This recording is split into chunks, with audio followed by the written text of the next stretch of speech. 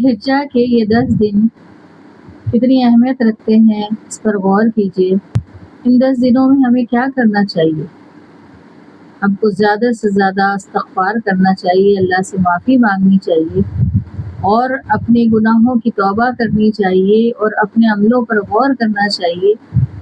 زیادہ سے زیادہ اللہ کو راضی کرنے کی کوشش کرنی چاہیے۔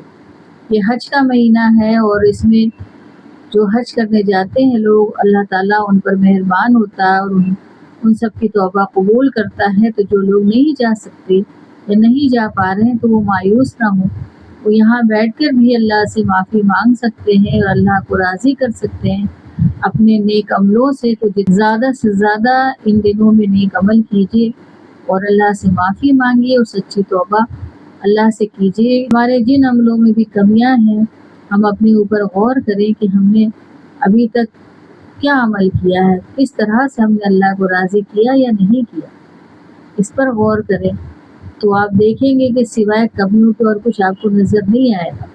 تو ایک موقع ہے، یہ جو مہینہ ہے یہ وہ مہینہ ہے جس میں حج ہوتا ہے، اور حج سب سے بڑی عبادت ہے اسلام کی، دین کی، اور وہ بہت بڑی عبادت ہے کیونکہ اگر انسان سچے دل سے حج کرتا ہے، توبہ کرتا ہے، اللہ سے معافی مانگتا ہے تو پھر اللہ اس کے سارے گناہوں کو بخش دیتا ہے، اس طرح سے جیسے ایک چھوٹا بچہ جو گناہوں سے پاک ہوتا ہے۔ تو جو لوگ بھی حج کریں تو وہ اس نیت کے ساتھ کریں کہ اللہ تعالیٰ ان کے حج کو قبول کرے، اور وہ صاف نیت کے ساتھ اللہ کی رضا تلاشنے اور اپنی غلطیوں پر نادم ہونے عملوں کی کوشش کرنے کے لیے اگر وہ عبادت کریں یا وہ حج کریں تو وہ ضرور قبول ہوگا سچے دل سے۔